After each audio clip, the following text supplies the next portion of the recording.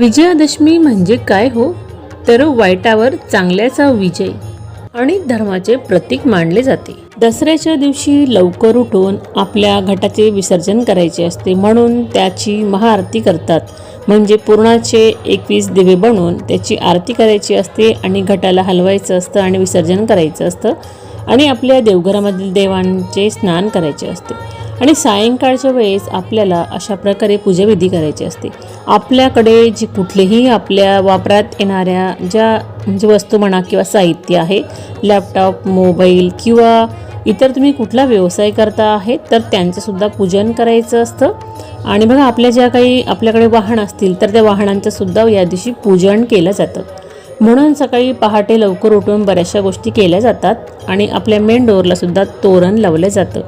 शुभ दिवस आहे, तर आपण हा खूप छान प्रकारे साजरा केला पाहिजे। तर दसऱ्याच्या तुम्हा सगळ्यांना